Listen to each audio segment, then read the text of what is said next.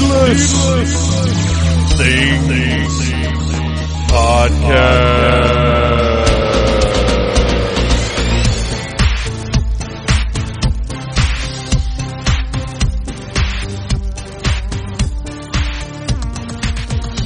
Hey, Phantomaniacs, welcome to the newest episode of the Needless Things Podcast, where we talk about toys, movies, music, and all manner of pop culture dorkery. I am your host, Phantom Troublemaker, and this week on the Needless Things Podcast Facebook group page, I posted some polls. If you like polls, you should go join the Needless Things Podcast Facebook group, because that's the only place where you can see all the stuff that I post in the Needless Things Podcast group page. Anyway, there's some polls in there this week just because I discovered the poll function. I hadn't really thought about it before. I was like, I can create polls for anything. And so that's what I did Monday, Tuesday, and Wednesday. I didn't do anything today because, I may still. It's early in the day on Thursday, so who knows what could happen. But for the intent of this introduction, I only have 3 polls to discuss with you here. I just thought it would be fun on Monday. I was thinking about the television show Parker Lewis Can't Lose, which I loved. But there was also a Ferris Bueller's Day Off TV show. And we all know that Ferris Bueller's Day Off is considered a legendary 80s movie. For me, I think that, and I like Matthew Broderick, but I think Ferris Bueller is kind of a douche. He just gets away with shit all day long. It bothers the heck out of me because I didn't like those kids when I was in high school. So I'm not a fan of that movie, really. Like, I get it, but it's not my cup of snarky, uppity tea. So I put up a poll that was Ferris Bueller's Day Off, Parker Lewis Can't Lose. And that was it.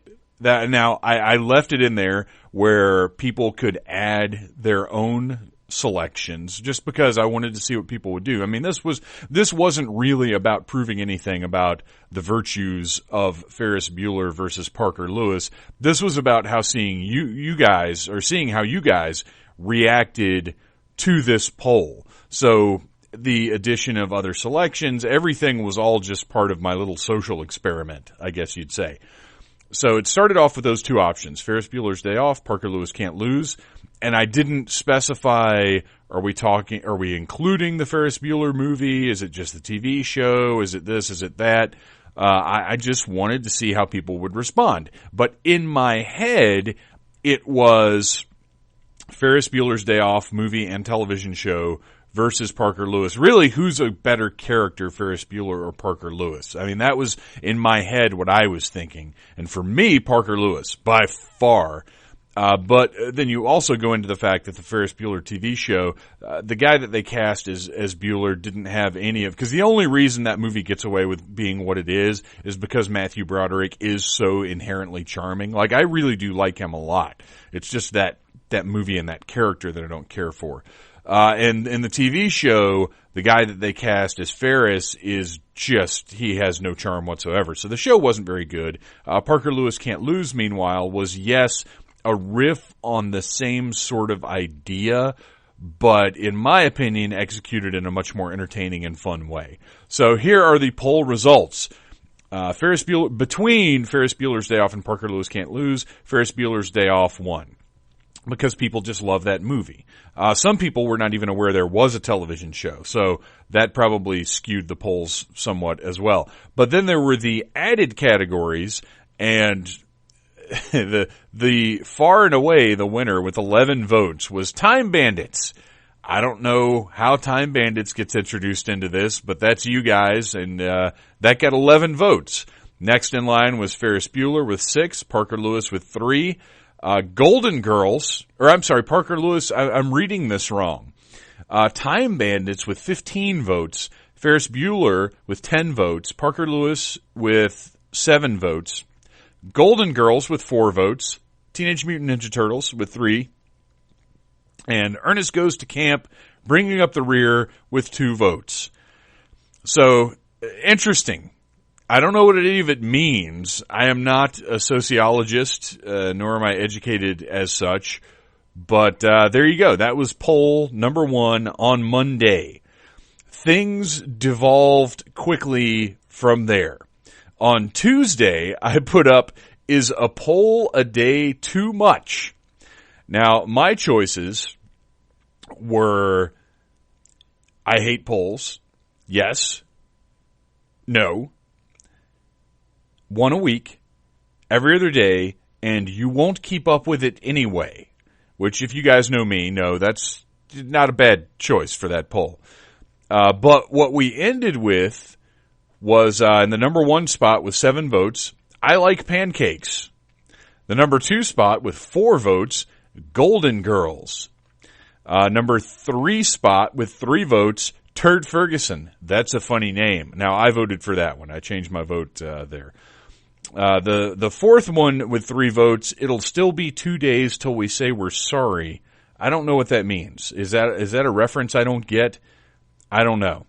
And then with 2 votes each tied for 5th place, Fried Chicken, George Wendt, Tony, I hate polls, you won't keep up with it anyway. And then finally in last place, tied with 1 vote apiece, OMG, not the Golden Girls, Tacos for the win, the Golden Girls, and no. So a poll a day, too much. The final verdict on that is, I don't know. I don't really have a result, I guess. So we'll continue with a poll a day unless I don't do one today. And then finally, Wednesday's poll. I tried to get things back in line, make a little more sense, because Wednesday was 4/26 Alien Day, which is where today's episode comes from, because myself and Mike Gordon and Ryan Cadaver went and saw Alien in Magical Regal RPX, which for my money is my favorite theatrical film experience that I've had. I've recently discovered it with Ghost in the Shell. And we saw Alien, and we talk about it, and it's we have a lot of fun. I'll talk a little bit more about it after I reveal to you these incredible poll results. Which Alienses do you prefer? And I put up Alien, Aliens, Alien 3, Alien Resurrection, Alien vs. Predator, and Alien vs. Predator Requiem, and totally left out Prometheus, which I like, and Beth noticed was like, hey, what about Prometheus? And, as much as I like to claim I like Prometheus, maybe not so much if I left it out of the poll. But anyway, the winner by far with 10 votes was Aliens. And once again, I let people enter their own categories, which at this point I am rethinking for obvious reasons. Number 2 with 4 votes, tied actually with 4 votes apiece, were Alien and Alf. In 3rd place, tied with 2 votes apiece, were Mork from Ork, Mars Attacks, Mac and Me. And then finally, pulling up the rear with 1 vote apiece were The Kreitz, Giorgio A. Tsoukalos, I don't even know what that is, E.T., which I would not put on my poll, and if I could delete that result, I would, Alien 3, and of course, The Golden Girls, which I did include Golden Girls in the original voting. And no votes for Prometheus, Alien Resurrection, either of the Alien vs. Predator movies, or Aliens Are Stupid, which I gotta say, I'm a little disappointed that nobody agreed with Aliens Are Stupid. So there you go, some polling fun to take up the intro for this week's episode of the Needless Things podcast. Because, sometimes you just need something to talk about. And talking about how you can go to needlessthingssite.com, click on the Amazon box, and order all of your alien-oriented needs just doesn't fill up enough time, does it? But there it is. Now it is time for me, Mike, and Ryan to talk about our experience seeing Alien and just what we think of the movie, how we discovered it. Just have a nice conversation. Now, I will say this. I wasn't too sure where we were going to record this. I knew we wanted to do it in person after we saw the movie, but I was not familiar with the Atlantic Station area of Atlanta. and I didn't know if maybe there was somewhere we could go sit, and we found a place that was pretty good, pretty quiet. It was a patio with some tables and chairs and stuff, and we sat down, and things were going pretty well. And then the security guard came and started like grumbling and slinging chairs around and stuff, which you'll hear. And we had to move, and where we moved was this bench, and unfortunately, I didn't realize this at the time, the recorder, both of them, I was using 2 recorders, picked up the wind pretty badly in certain spots. Now, it's not the whole thing, but there's one right at the beginning, you'll know what I'm talking about, where the wind is louder than we are, and you can still make us out, and it's not so bad that I had to ditch the whole freaking episode, thank goodness. But there are a couple of spots that I apologize for that I didn't count on the wind at all, because I didn't realize how loud it was. So just know I will not be recording outside again, but that we did get, it's still an entertaining episode, and for the most part you can hear us just fine. So I think you guys will enjoy it. And so here it is, Alien Ziz.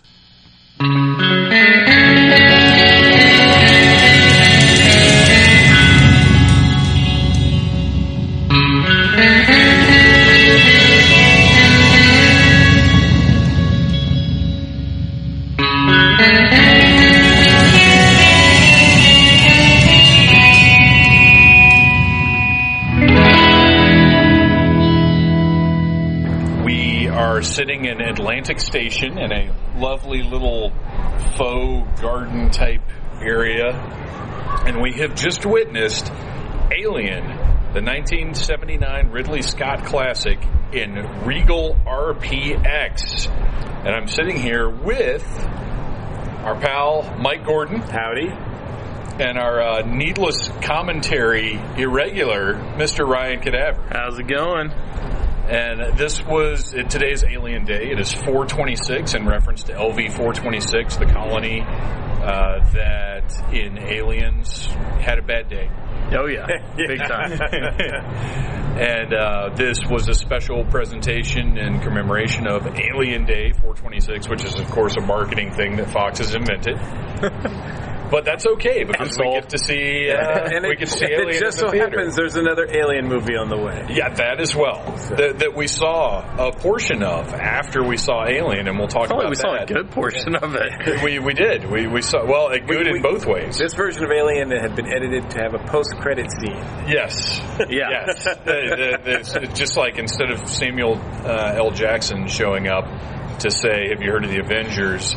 A horrible, terrifying alien crawled out of somebody's back and said, have you heard of your day getting totally fucked? Yeah, it was pretty gruesome. So before we discuss that, and there will be spoilers here for Alien in case you haven't seen it, and for the scenes that were shown from Alien Covenant, so be aware of that, dear listeners.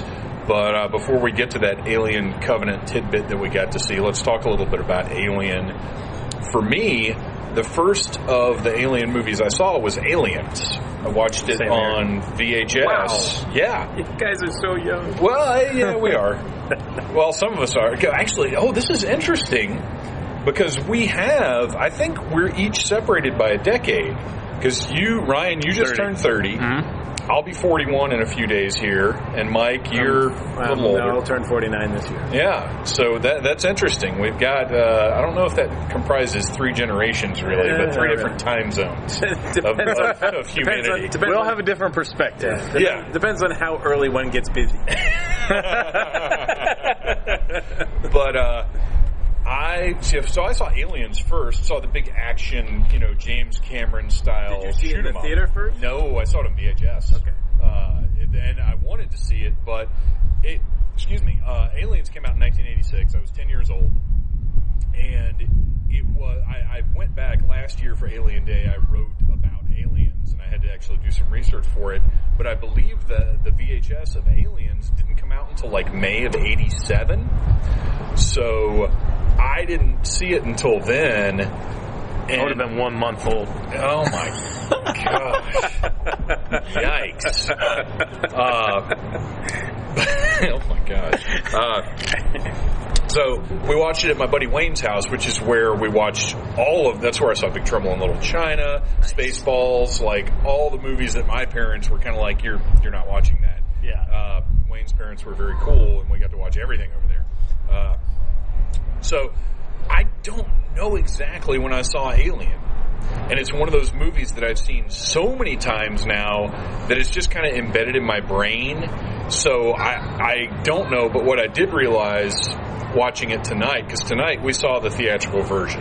Yes. And what I realized is I'm much more used to the expanded version that was, I guess the special edition came out when they did a VHS box set that had special editions of Alien and Aliens. Aliens had a lot added. Yeah, Aliens had a ton added. Yeah. Alien, there are a few little differences, like when Kane is John Hurt, right? When John Hurt is in the medical bay, there's a really great scene between Lambert and Ripley where Lambert just lays into her for one to lock them out. And I like it. And there's some more character stuff that's really good. But anyway, my point was, this is a theatrical cut, and as we were watching it, I was like, wait, what happened to that one scene? Oh, right. Yeah. What now? Let's start with you, Mike, because you probably saw it before either of us. I saw it probably before either of you were born, apparently.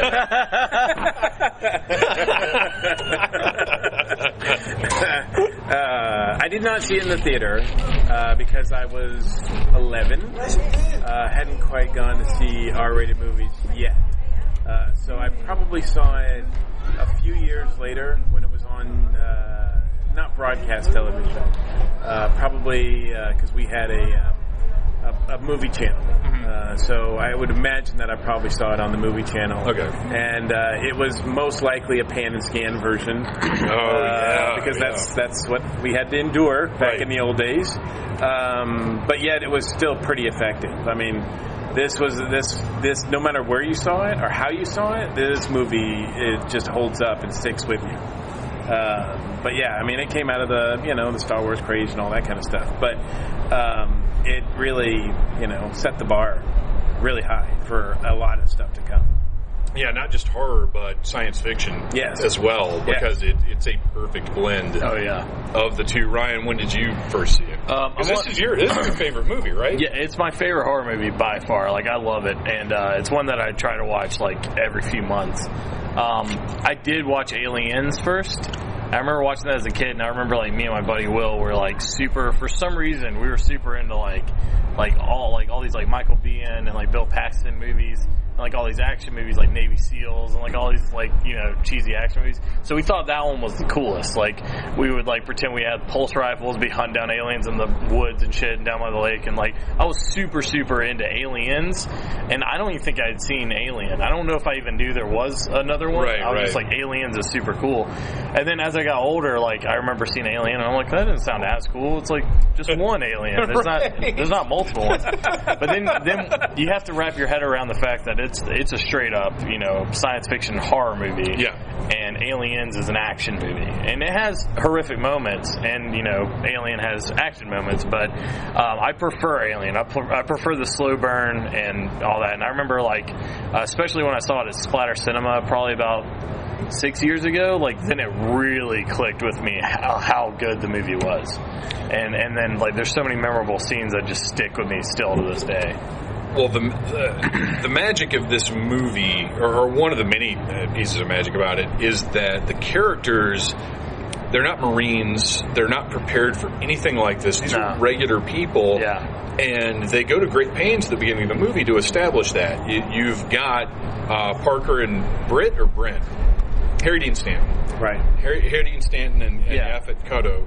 Yeah. Who are they're the guys. They're the workers. They're the guys who are like, wait a minute, what about our cut? Oh, we're not gonna, like, we've worked with and known these character types. Yeah. You can, they're not all necessarily likable, but you can immediately relate to them just as people. Just as regular people doing a job. It may take place in the future, but you're like, I know that guy. Yeah. Yeah. In some cases, like, I am that guy. They just happen to be in outer space. Yeah. They're all, like, working class. Yeah. Mm-hmm. and an interesting point that I bring up as often as I can, because for some reason I feel slightly protective of Prometheus.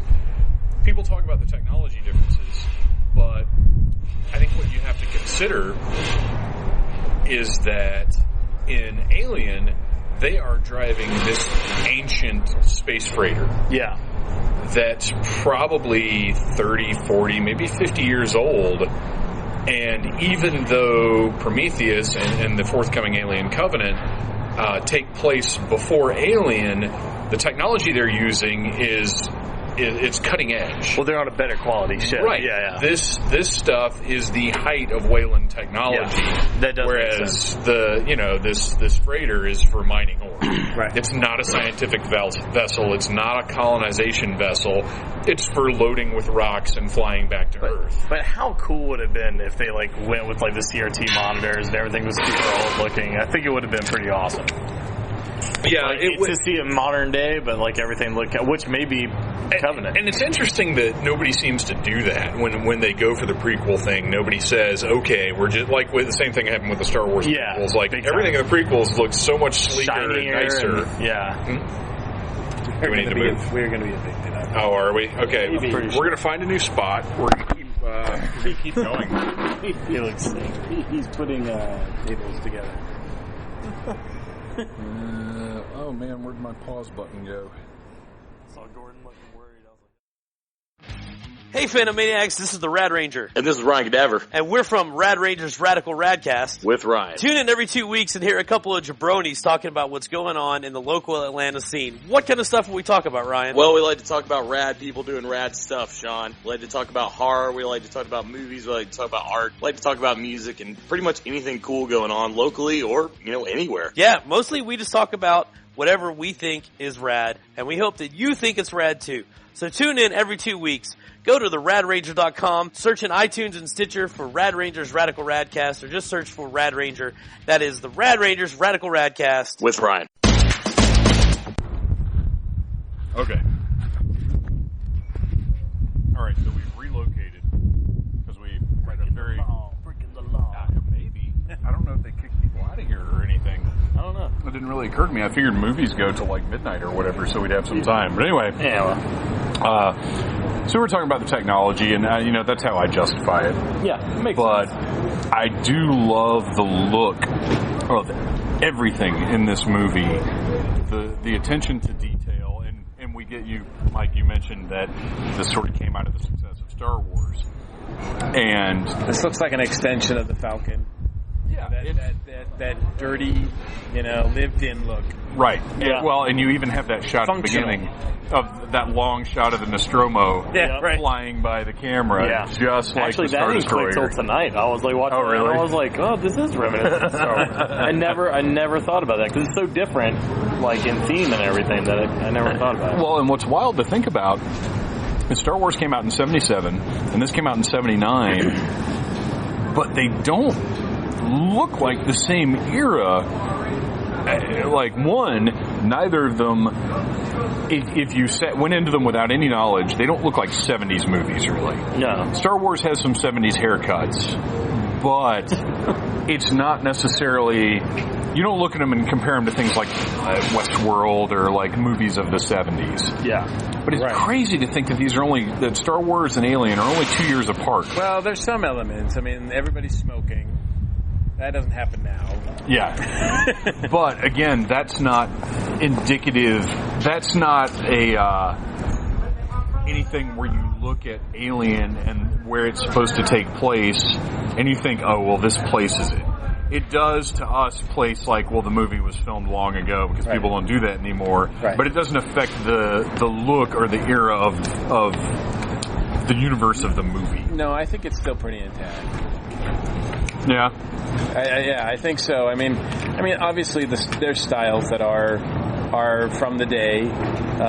It doesn't try to be futuristic, though. That's what I like about it. Yeah. It's almost like it says the working class, and this is the way they dress now. It's the way they dressed 15 years ago. It's the way they're going to dress 20 years from now. It's the way they're going to dress 100 years from now. Yeah. Because it's the costumes are great. Yeah. Like everything about it, like their Nostromo jackets and their patches and stuff, they look worn out. It's incredible because they all, like, it's all company issue stuff. Like, because they're all wearing the same kind of button-up, except for Harry Dean Stanton's wearing the... Harry Dean Stanton's got the Hawaiian shirt. Yeah. But, like, they all... Ash is wearing blue. Right, he's got the coveralls, but that felt more like a science division thing than like a personal choice thing. Yeah. But everybody else has the same white button-up shirt. Could be what all the robots are wearing. We don't know. Yeah, maybe. It's just... Okay. Be idiots. Let me ask you guys this. And I thought I actually caught the line from Parker when after Ash has gone berserk. I thought I actually heard Parker when he's attacking him say he's an android. No, he's a robot. He's a robot. Yeah. So he didn't know. Nobody knew. Nobody knew. Nobody knew. No. Okay, and then because you don't put a robot in cryogenic sleep. Yeah.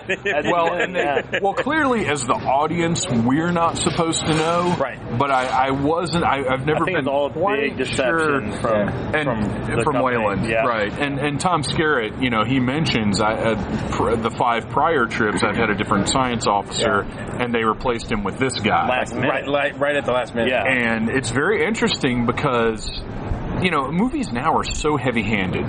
If a movie was made now where a corporate entity was setting up a mining exploration to go bring this thing back, right, they would explain every minute of it. At the end of Alien, you still don't even necessarily, like, they do get the orders from Mother, and this is dirty, but you don't necessarily realize that it was dirty from the start. Like, because Ash is on this because they know this thing is out there and they want it. Yeah, that's the reason. But it's not explicitly stated. It's just laid down as part of the narrative. Right. Yeah. And I think, on the one hand, it does seem like a little bit of a callback to 2001 and HAL. Yeah. And then... Ryan, don't tell Mike this. I have not seen 2001. Wow. I haven't either. I just shook my head like I knew what he was talking about. Is that really for true? Like, neither one of you have seen 2001? I've never seen it. Wow. It looks really I know boring. about it, but yeah. It looks so boring. And look, I'll watch it someday. That's subject to interpretation, but if you go in thinking it probably will be. But in any case, so it's a little bit of throwback to that. Mm-hmm. And then also, I think that it also helps, like, having a member of the crew actively work with the alien or against the crew. Mm-hmm. It helps explain, like, some really dumbass stuff that happens. Like, for example, a lot of the crew does, how, like, you, Phantom, are pretty good at pointing out, like, when dum-dums are doing stuff on TV or movies, right? Yeah. They bother me so much, those dum-dums. Like, there are, like, if they had just, like, taken, the injured crew member aboard and without any sort of fight or whatever, then we would have been like, well, that was stupid. Why would they do that? Why didn't they? But instead we have this huge scene where she wants to quarantine him. Yeah. And yet it doesn't happen. And then there's other scenes and there's ones where Parker's like, let's just freeze it and go. Let's just freeze it and go. Yeah. Like, these are all smart moves, right? Yeah. But because they have someone actively working against them, we can go, they don't have to all be stupid. Well, and he's a science officer, so he can be like, oh no, we can't freeze him. Well, he never told them. Like he was the one that knew that it laid an egg. Right. Yeah. Like, that's pretty obvious. Well, and when she comes over to confront him, he's like switching off the monitor and like, hey, what do you want? Like, and I'm like, if I was her, I would have been like, what the hell was on that? That is heavy too, because when Kane does wake back up and Ash calls everybody like, hey, there's been a development with Kane. No, come see it for yourself. It's wonderful. That whole time, you're like, he knows. He knows what's getting ready to happen. When they're all eating dinner, he's looking at it. He's looking. He knows. He's just sitting there watching. He's just sitting back studying. And what's interesting, he makes no move when he's like coughing and like having an attack. He's just sitting there like, let's see how this plays out. And to jump ahead just a little bit, did you notice that David had the same reaction in the Covenant footage that we saw? Yes, he's just standing there coldly watching what's going on. And the same thing happened in Prometheus too. Like, Fucking robots. Right? They're assholes. And robots people, and cats. And people keep wanting to improve the artificial intelligence. This is where we're headed. Yep. There are going to be way more Cains and Davids than there are bishops. I'm just telling you right now. Robot dicks running around with their pet cats, ruining everything. I like cats, so that cat is a dick. I wouldn't even Jonesy. I laughed when she dropped the box and threw it. I know cats all too well, and that cat is true to life. Oh yeah. My cat would people totally getting do in front that. of it, and it's just like looking.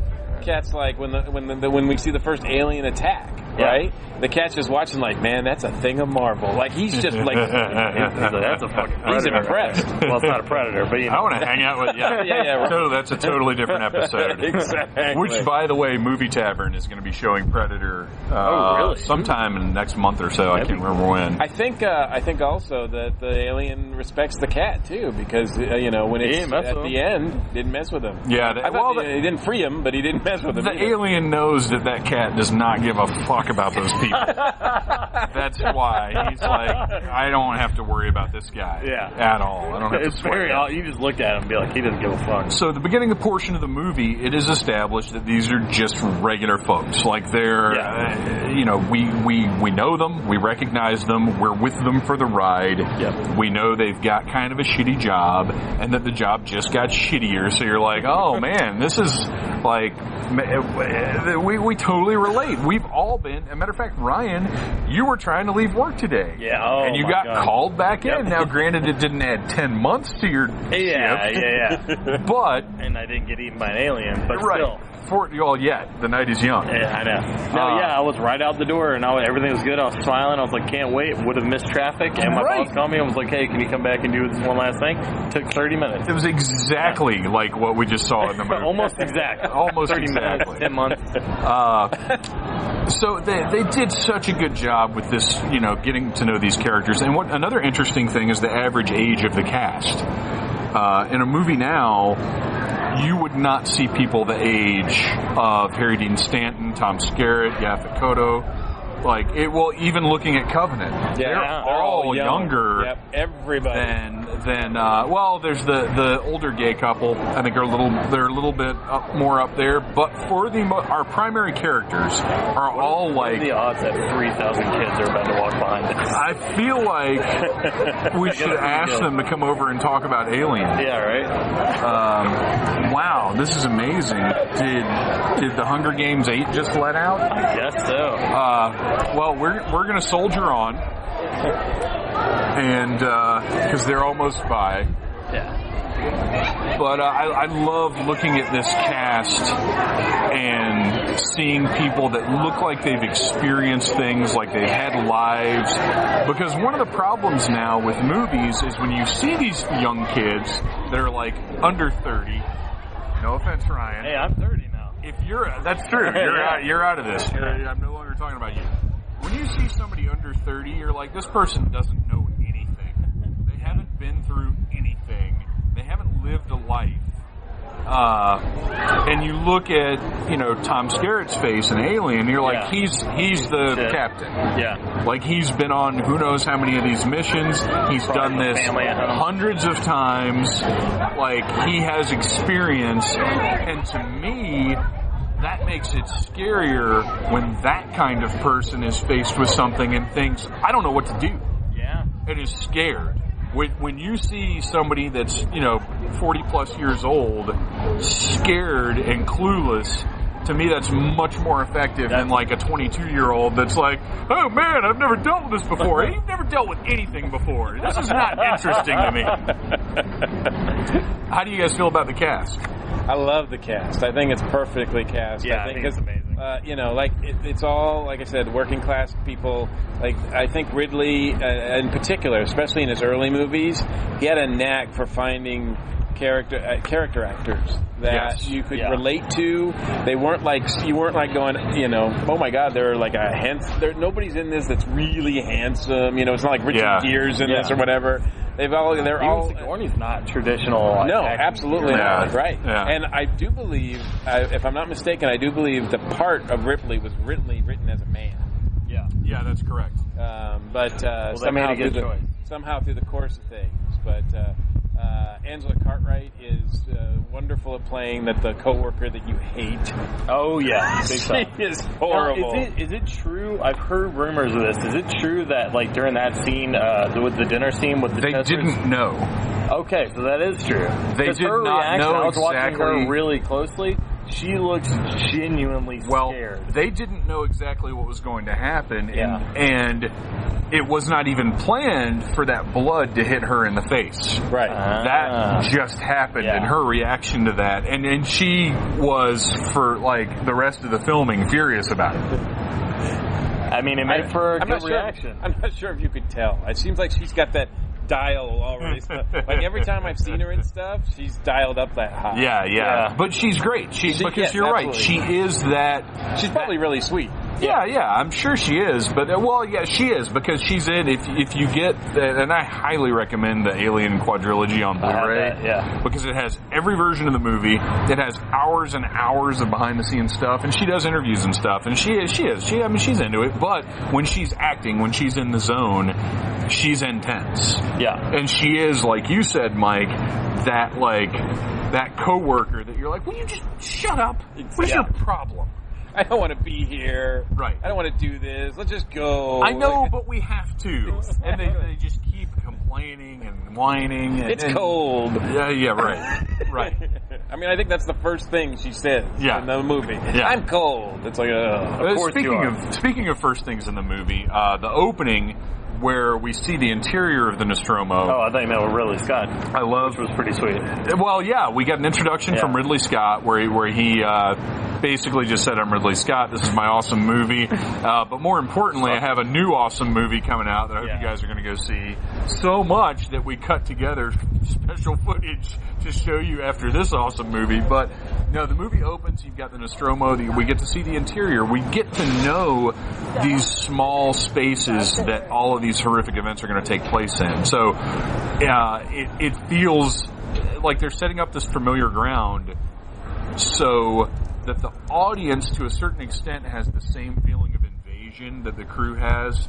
Like, oh, you started us off with this neat, and it's not, it's industrial looking, but it's not particularly dank. It's not, there's not like water dripping all over the place. It's well, not in some gross. areas. Well, once things start to get bad, that's when we find the room full of dripping water and hanging chains for some reason. Like, who built a Hellraiser room in the middle of a spaceship? I've always wondered What is that all about? What is going on there? But and it's interesting because I mentioned that the special edition or director's cut or whatever it is the one that I've seen more, and the clarity on that one is so good that there's a scene in the Hellraiser room where they pan across the ceiling and you can see the alien up there in the chains hanging out in the ceiling, and we can't see it this time. Yeah. Nice. It was and interesting. it's before you're supposed to really see him. Right. Yeah. But they had the foresight to actually shoot it so that he was there. That's pretty. That's awesome. Yeah. I want to go like. That's called a script, Mike. I'll go. Yeah, but not many movies have them anymore. Oh gosh, you're right about I'm going to that. go to even like at the very beginning, the credit sequence where you're watching the name of the movie form. I think that's just brilliant because the music and watching the title kind of come together sets the whole tone for the way the movie's going to be. I know. Like, every time I watch it, I get like anticipation. This movie's going to be like a slow burn. It's going to slowly reveal what the alien looks like. Yeah. You know?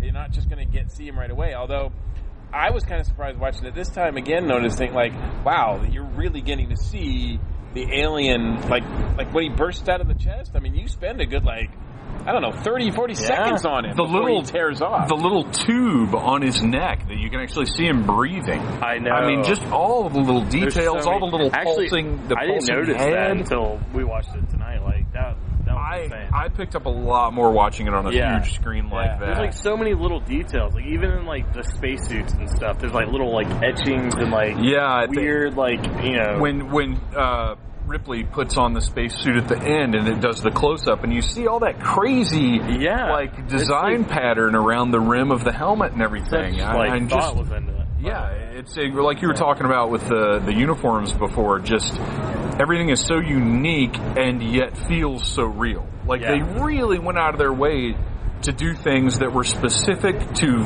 the world we're looking at, but that weren't outlandish. Like, it wasn't a guy in, a bathrobe and tights or whatever. Right. But going back to the beginning of the movie, as we're going through the ship, and then everybody comes out of suspended animation, and there's that lingering shot that lasts a good 40 seconds to a minute of John Hurt's junk in his space underwear. Just sits there. Just let everybody just take in the crazy space underwear, which, by the way, out of all the costumes in this movie, the space underwear is maybe a bit much for me. Yeah. I can see that. I don't... He's also wearing it when he recovers after the... And what's with all those... Like, are you really going to lace all the... Well, no, they're eyelets. They're the eyelets to lace it up. Okay. Who is going to sit there, putting your underwear on, lacing up 800 eyelets up the front of your little onesie? I noticed that. I was just like... Damn. So weird. But there are other things to discuss besides space underwear. That is my least favorite thing in the movie. Which I do... But I will say this. At least Ridley Scott, unlike George Lucas, believes in space underwear. So yeah, true. That's and at least he wasn't just wearing, Fruit of the Loom, because that would have just been weird. Yeah, that would have been weird, too. Yeah. That would have been no good. So better space underwear than some tighty whities. Yeah. On this viewing, like we said, watching it on the big, huge screen like this was a different experience. Mike, what was something that maybe you noticed this time that you hadn't noticed before? Or just was there anything that made it more rewarding seeing it on the big screen? Just the pacing of it. Obviously, seeing it with a group of people, and I'm sure 90% of the, if not more, of the people that we saw it with have seen it. If not once, but a billion times. Yeah. But yet, those areas where they get you, they still get you. Oh yeah. Oh yeah. Ryan and I kind of who jumped? I know we one both kind of did. Yeah. With the when he pops out of the very end when he's hiding in the wall. The cat never gets me. Yeah, right. When the alien pops out of the wall, because it's just lingering. You're like I know he's going to come, but there he is. What's crazy is when she first, and I don't know that I've noticed this before, when she first goes into the shuttle, she walks right by it. Yeah, you see it there. Yeah. But you're right. You know it's coming, but you can't ever quite remember when. Is it when she does this? Is it when she presses this button? Yeah. Is it when she... Oh, there it is. Oh, my gosh. That's some powerful stuff. I mean, to get it right all the time, even though you know it's coming. You know from working in a haunt that's tough to do. It's very tough to do. And especially, the movie came out in 1979. It's still scaring people. That's impressive. Have you ever been in an alien-themed haunt? No, so they did... I have not, nor will I ever. And when you say alien, I'm talking about these film franchises. Okay. So they did have do they one. Done that? Yeah, they did. They did one at Halloween Horror Nights one year. But it was an Alien Predator one. Not necessarily based off the movie, but just kind of right. Just thing. Using the characters. But it was an Alien Predator one, and I wanted to go. I heard it was good, but I was thinking a while back, because I think I saw some promotion. It might have been around Easter, where they had these alien eggs, and I've never actually seen an alien in person, but I was thinking this was something I saw on TV. So I was like, if I ever saw one in person, which is so stupid because it's fictional, right? Yeah, right. It is complete fiction. Yeah. But yet it's now, I think, embedded in our pop culture and maybe even in our DNA. Yeah. That if we see an egg and it opens, it's terrifying. You will get chills. I mean, that's even the scene. I mean, we all knew what was coming. He's looking at the egg. Yeah, that's another one. And and all of a sudden it opens and it looks nasty inside, but organic and interesting and real. Like some of that stuff even looks better than what they did in Aliens. Some of that stuff is especially I think the actual alien himself, which is probably because they only have one, they're able to spend more time on it. Mm-hmm. But I feel like the alien's far more impressive in this one than the alien in this one was built to stand around, to fall out of the tubes at the end. Yeah. And that's kind of it, whereas the aliens had to run and jump and, and do a whole lot They were more. warrior aliens. They were, I think, slightly different, but... I don't know. That one's always scared me, and I love everything about it. Like you were saying, like all the aesthetics, the character design, and everything. On the alien, like all the weird piping and stuff coming out of his back, and like the tail. Like I just love all that shit. Well, they did a really good job because I mean I can't imagine looking at Giger's art, and being able to translate it, trying to make it happen, right? I mean, it just seems unreasonable. And can you imagine being a movie executive with Ridley Scott coming to you and saying, "I want to do this Alien movie." Oh yeah, aliens are good. Aliens are good. It takes place in outer space. Oh, outer space. That's great. We like outer space. It's got Tom Skerritt.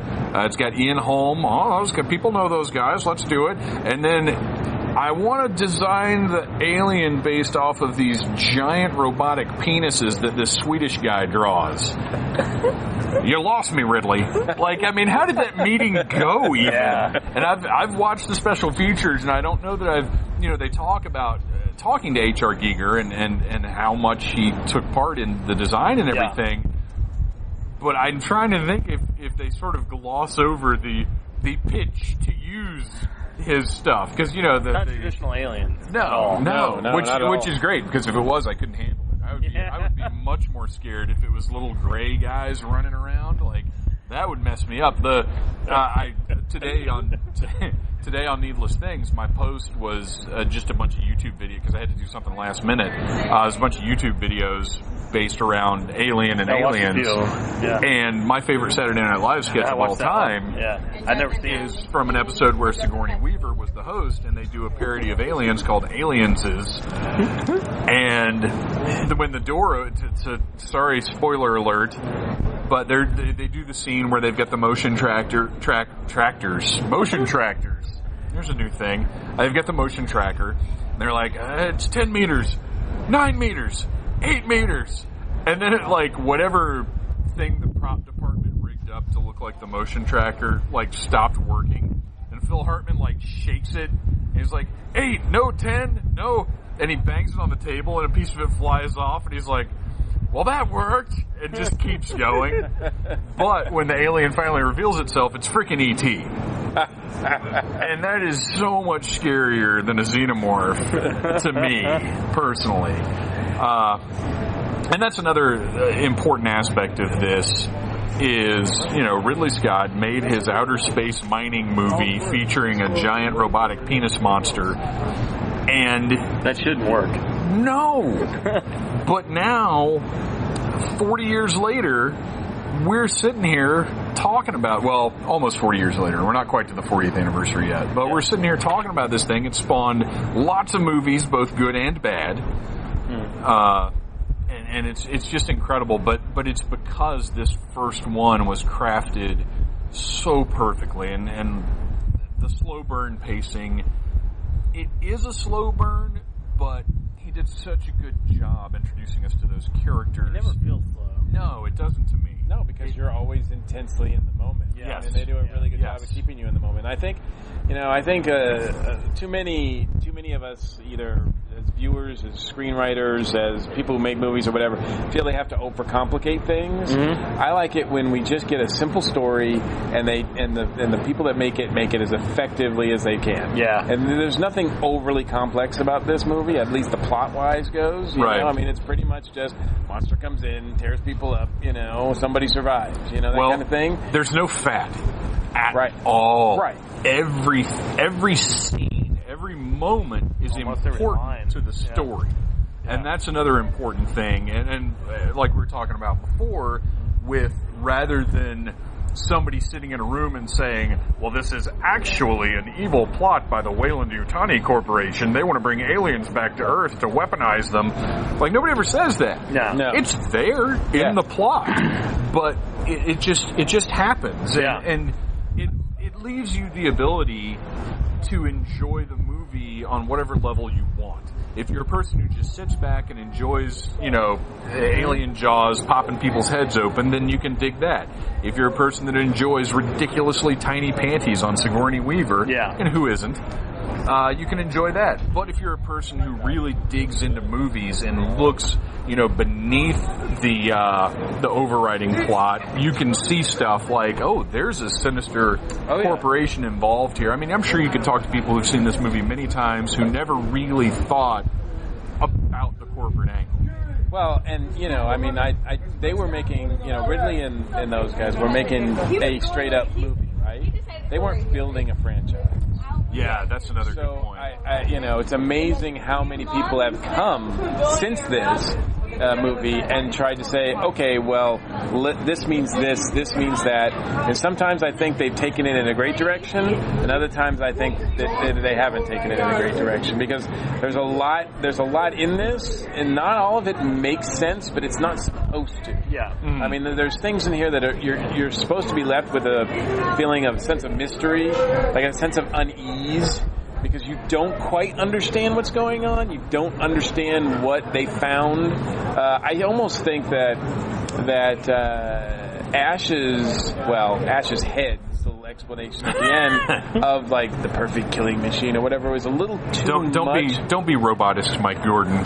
Just because he's a head doesn't mean he's not still an individual. Every time I see that scene, I'm just like, Ian Holm. I wonder how many times he just had to spit up milk. Oh gosh, and how warm it was. Oh yeah, I'm sure. Under the hot set lights. I'm sure that scene smelled great. I have after an hour or two. Like they can do, apparently have the technology to like create like molds and like pores and like make them look super realistic. Can't do red blood. Nope. That's just come on, man. It's gotta be white. You little food coloring, nothing. Obviously, you do not understand robotics. Well, also they're full of balloons and noodles, which I don't totally understand. So, balloons, noodles, and milk. Fiber optic. Robots of the future. Yeah. But he kind of talks about how this is the ultimate killing machine, and then I'm like, how do you know that? And that kind of lessens the mystery for a bit. It would have been interesting to me if like the corporation like knew something was there. Yeah, but they didn't. But they had this crew explode, but not to go like pick up a weapon, because how would they know that? Well, I mean that's what I think that they had run-ins with them before somehow. Well, that's what we're seeing in Prometheus and Alien Covenant. Yeah, I think Wayland, obviously the world, the world building that has been done since then, right? Both official and unofficial. I mean, there's been tons of alien stories that have taken place all throughout history. Yeah, because we've got comics and novels and everything else now as well. But I think the writers, Dan O'Bannon and the other guy. Oh yeah, the other guy that was here before. Ross Brandt? Is that right? Yeah. Mostly Dan O'Bannon. Yeah. Let's just say mostly Dan O'Bannon. Dan O'Bannon wrote this, and some of the decisions he made were simply, well, this is better for the story. He didn't get so involved in like, well, we have to create a mythology and there has to be this big background. A lot of it was, Ash knows it's the ultimate killing machine because we need to get that point across. I think we kind of already have. Yeah. Because I think, it's a mystery, like, what does it want? Like, why is it killing people? Is it killing people for food? Is it killing people because it just doesn't like their face? Is it killing... That's an interesting point too, because again, it goes into how far you want to delve into enjoying the movie. For me, when I was younger, it was enough to know. Well, it wants to kill everybody. It's like Jason. It's like Freddy. I think the actions speak louder than the words. It's funny because it's like, well, I guess it's like Dan O'Bannon twice, and then Ronald Shusett. Ronald Shusett. Since Rad Ranger's not here, so we're going to have to settle for Ryan Cadaver's. I'm not as quick. At all. But Dan O'Bannon and Ronald Shusett. Yeah. I don't even know what really happened. It seemed like after this Alien movie, there was big success, and they decided to do others. It seems like none of the people who were involved in the first one were even invited to the party. Yeah, because the next one was all James Cameron. Scott, no Dan. Was that by choice, you think?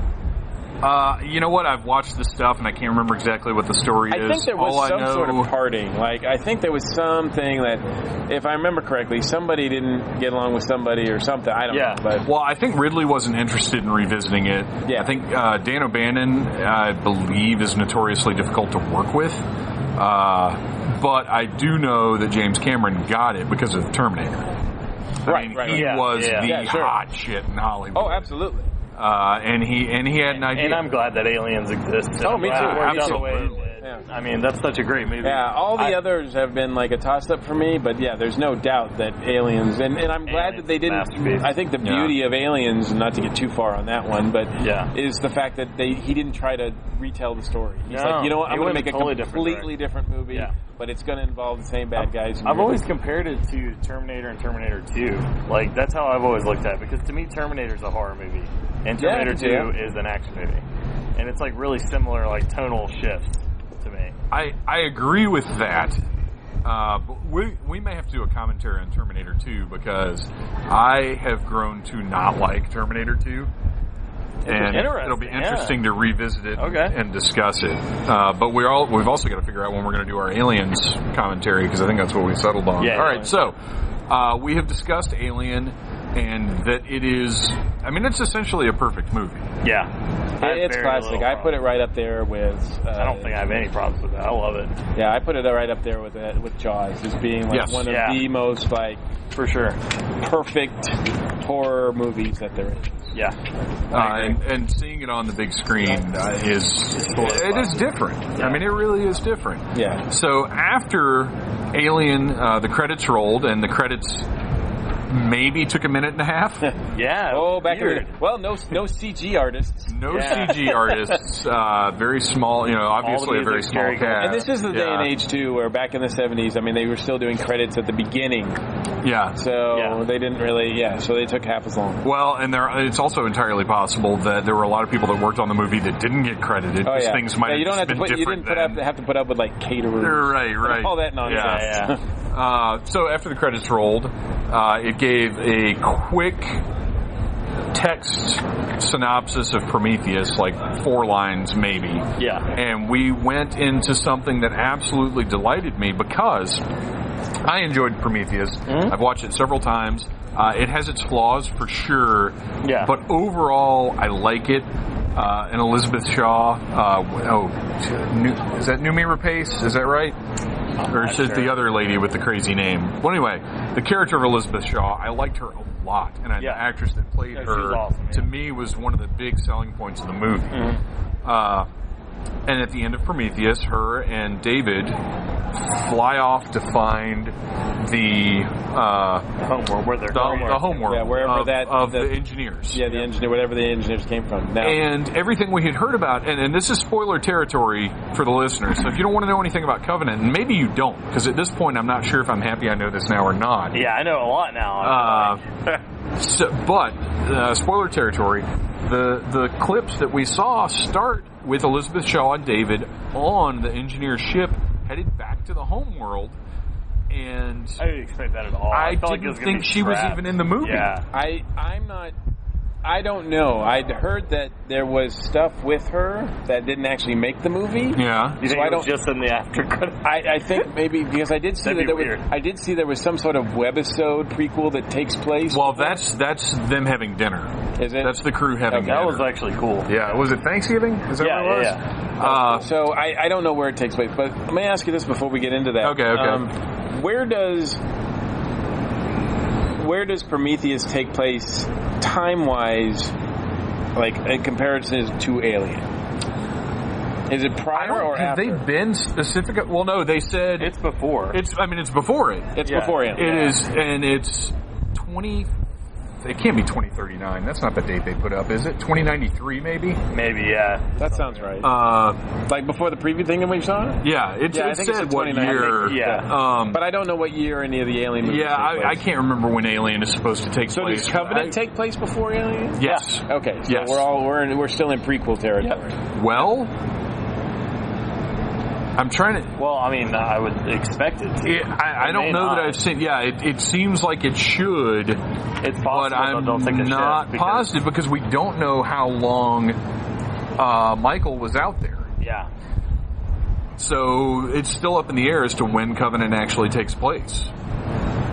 So anyway, we have Elizabeth Shaw and David on the ship headed towards the homeworld, and she's repairing him and showing him kindness. And they made a big point of him appreciating how kind she was. Yeah. They plot it. They find out how long it's going to take. I don't remember what it was, but he puts her into suspended animation. And he starts studying the engineers. And they actually get to the homeworld. Yeah, which surprised me. Which is the movie that I wanted. Yeah. So to see all this, I was delighted. Yeah, I did not. That was amazing. It was like, wow. They dock, and it shows the ground, and realize it's all aliens. Yeah, there's. Well, I don't know. There's something. I don't know what they are. I'm pretty sure. Well, the way that they're moving, I am almost positive that. Well, there's some kind of xenomorph. Yeah. And the quote, David delivers that quote: "Look in despair on what I have wrought." Or behold what I can't remember the exact quote. Everybody knows it. It's like Milton or something. Yeah. It's behold. It's a quote about like, look at this horrible thing I've done. Right. Yeah. Right. And he looks out the cargo bay and is like, fuck that. And then it cuts to because what it looked like to me is that the engineer's homeworld has been overrun by aliens. Yeah. Which is a huge revelation because the engineers are gone. Right. Yeah. And then it cuts to the colonists that we've seen in all the trailers for Covenant. Yeah. Which somebody online the other day said, seeing, what's his name? Kenny Powers in space. He kind of hoped the movie would just be, alien, you're being a dick and I'm going to punch you in the face. But I would love if Danny McBride like hosted Saturday Night Live and they did like a parody of him being awesome. Kenny Powers with the aliens. Like, I feel like that has to happen. But anyway, we get the colonists, and I don't know that a whole lot from the trailer was shown. There were a couple of bits and pieces. Not much. But two of the colonists bring a guy who's very clearly been infected. We don't know how, but one of the trailers showed those spores flying into that guy's eye. Yeah. So I think that's what it was. They bring him back on the ship. His back explodes, which we did see in the trailer. Yeah. And it's really revolting how this alien is born because it doesn't do the chest burster thing. It slides out of his back. Yeah. And it's still in like a placental sac or no, it's not a placental sac. What is that? Whatever his sac is. Embryonic it's sac. nasty, you guys. Now I will say this. As much as I liked the footage they showed, the CGI still looked kind of rough to me. I know. I thought that too. When the little ones were running after them, it looked a little dodgy. I feel like it's not done. That's very possible. It is I don't know. very It's coming possible. up though. Well, it's about a month away at this point, but that footage, we don't know when that footage was taken. Yeah. I feel like it's not done. I don't think it's going to look like that in the final movie. Yeah. But we have a very different looking alien. It looks more like the aliens than what we saw at the end of Prometheus. Yeah. But still not what we're used to. And it escapes in the medical bay and is chasing one of the colonists around, and she's losing her mind. And she actually did do the smart thing and try and lock him in the medical bay. Yep. Yeah, she and did. then she went to get a flamethrower. She's like, I'm going to handle this. But then everybody slips in the blood. Yeah. It's like, dude, there's a lot of blood in this. A lot of comedy. A lot of physical comedy. And she is freaking out. Like, this actress is doing a very good job because I am with her there freaking out that this nasty little pink thing is going to eat her. Absolutely. She's shooting around at the ship and shoots, every spaceship has explosive materials in it, especially the cargo bay. Yeah. She shoots explosive materials, the ship blows up. That was a surprise. That was pretty impressive. It was. It really was. Also, I feel like I shouldn't know a lot of this stuff going on. Well, they showed the ship blown up in the trailer. Yeah. That's in the trailer. We don't know. We didn't know why at the time. Yeah. And the other movie colonists... is going to be well over 2 hours. If you saw 5 minutes... Yeah. And this was a good 5 to 8 minutes of footage that we saw. I kind of needed it, to be honest with you. Yeah. Like I said before... You said you weren't sold on it. No, because the trailer looked like it was a rehash of Alien. It right. Like Ridley was like, I've got more money now. I'm going to make a younger version of it. I feel like that was... even going into... Like, after the planet-wide full of aliens thing, like then it cuts to the ship, and it's like, oh, we've got someone sick, we're bringing them on board, and then the one gets born, and it's going to get loose, and I'm like, okay, we've seen this, we just saw a really good version of this. I don't need to see it again. Then the ship blows up, and I'm like, oh, this is different. And then after the ship blows up, the other colonists who also have a sick guy with them are like, oh no, the ship blew up. Where are we going to lock this guy away so his fucking body can explode? But his body doesn't explode. Instead, this alien crawls out of his mouth. Yes. And it's horrifying. It was awesome. I love that scene. And, that looked really good, actually. It was all very heavy. These people had rotten times. I can't wait to see the full story of their rotten times. It's gonna be nuts. Yeah, I'm very excited about that one. It looks like a movie that's not gonna let up at all. Like, it looks like it's gonna be nuts. And it does. It seems like it's possibly going to be more relentless than hey, how's it going? More relentless than Alien. Which, granted, once Alien picks up and gets going, it is. Yeah. But once things start going bad in Covenant, I think they're never going to get better. Ever. No. I don't know if you know, but so what's up with David? Like, why does he have different hair color? He's like with this new group. Well, he's a robot. There's the possibility that it could be two different Right, models. that's what I'm wondering, if it's not even actually David. Yeah. If it's a different model. And there's also... there's just so much we don't know, and that's what makes me excited, is to see where all these pieces fit together. And we don't know how long the events in Covenant take place after he finds the engineer homework. Right. Well, and we don't even know, like you said, is it before Alien? Is it after the other Alien stuff? We don't know at this point, and I like that. I'm excited to find out. Yeah. No, I'm actually glad I don't know that. Yeah. So, real quick, just to wrap this thing up, visceral gut reactions to what I'm getting ready to say. We can just all at once, it's fine. Alien. Oh, yeah. Great. Fantastic. Wonderful. 5 out of 5. Amazing. Aliens. Awesome. 5 out of 5. Pure adrenaline. Yep. Once again, a great cast. Yeah. Amazing cast. Yeah. Alien 3. It's the one I've watched the least. I don't hate it. It's just the one I've watched Alien the least. 3, it's unfortunate. If Alien was a TV show, it would have been like a really awesome TV show, like an episode. Yeah. But not quite a movie.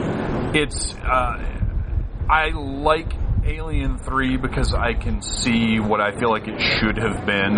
Yeah. And it also has great performances. Sean Pertwee. Yes.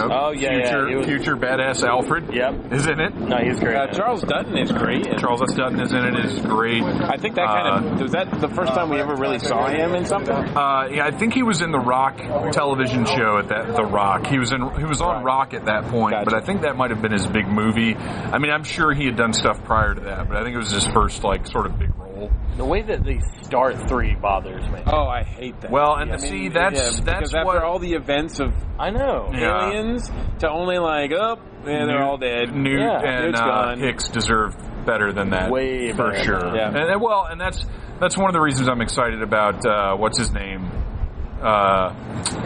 Blomkamp? Neil Blomkamp. Is that still happening? It's supposedly on a shelf somewhere until Ridley Scott decides he doesn't want to make any more Alien movies. Because, I mean, right now, here's what I pretty much think went down.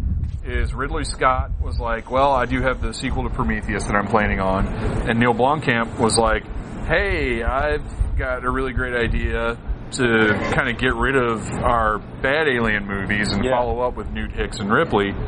And Fox was like, oh, well, we really like the idea of continuing the franchise, and not a lot of people like Prometheus.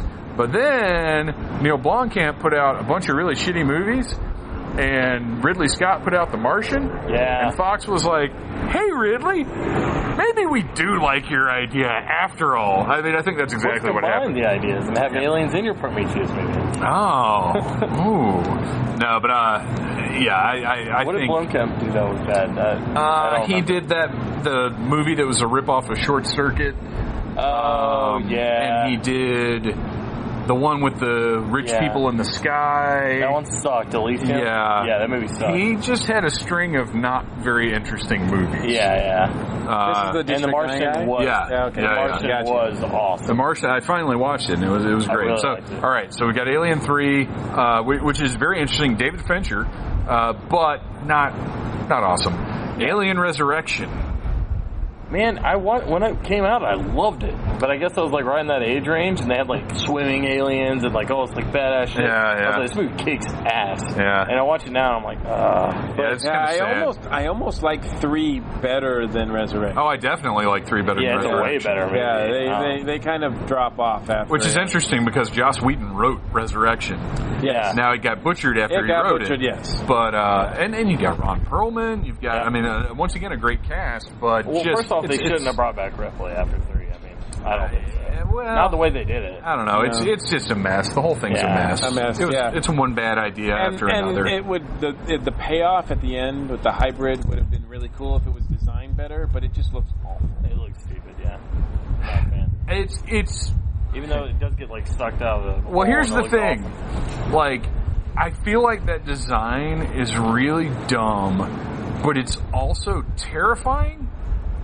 Because it looks so, like, it has that human face, like, it really creeps me out. Yeah, you're right. That's probably what it is. It's more like exactly what it is. Yeah, you're right. And then finally, because we're not even going to talk about Alien vs. Predator, because that's a whole other show. Yeah. Finally, Prometheus. Which you knew and I mentioned we dig it. I like it. I think I'm not as high on it. It didn't really thrill me. Now, granted, I've only seen it once, and that was in the theater. The first time I saw it, I loved it, and then I watched it the second time, and I wasn't as thrilled with just a couple things, like mainly towards the end. I was like, but I love the way that it ended with them being like, we're going to the home world. So I was like, I want to see that movie. Yes. So I am, like you said, like I was thrilled to see that they followed that up. Yeah, that was a holy shit moment. Yeah, because I didn't think we'd see that. I thought they just scrapped that. I thought they were just going to brush right over that. Right. Yeah. So. Nope, they spent a lot of money on it. Yeah, they sure did. Man, I mean, it looked gorgeous, too. That stuff looked amazing. Almost everything except for the little baby aliens looked bad. I feel like those are in progress. I hope so. All right, well, that is all we have to say about Alien and our special sneak preview of Alien Covenant. Yeah. Ryan and Mike, thank you for sitting out here on this very uncomfortable bench. The worst. Yeah, it really is. It's horrible. My ass is gone. I think it dripped through these horrible slats. Mike, where can we find you online? You can find me at newlegendmike.com. That's where you can see all my books and all the other stuff I do. And, of course, you can find me every week on the Earth Station 1 podcast. And Ryan Cadaver, what are you up to? Where can we find you? This will go up this Friday. Okay, well, if you want to go to Albany, Georgia, which is in South Georgia, come to Marred Up Fest. It's going to be insane at the Oglethorpe Lounge. Other than that, you can just look up our band, Cash Creatures. Give us a Google. It's worth a Google. It's worth a Google. Give us a Google. It's worth a Google. Never have I've heard a lot of dirty ways of referring to Google, but I think that was the dirtiest. All right, guys, thank you so much. Let's leave the downtown area ASAP. Yeah, for sure. Alien Day, only 5 days until it is May. What a great way to start the day, doing things the alien way. Yeah, that was nice, right? And just throw that thing into the auto-tune and I'll have a top 40 song in no time. If there's even a top 40 anymore, I really have no idea how any of that works. All of our entertainment industries are falling apart, and it's all the fault of the internet. Damn you, internet! Alright. So, I already put over the Amazon thing. Go to needlessthingssite.com, buy stuff from Amazon. Go to supportphantom.com. And see if you want to support Phantom and all the stuff that I do, occasionally referring to myself in the third person. Alien Day was a lot of fun. We did some goofy stuff on the internet. We went and saw the movie. I had fun hanging out with two of my favorite people. So that was a great time. The next big thing that's coming up, have I told you guys, no more Hulanta? I'm not doing Hulanta. The scheduling did not work out.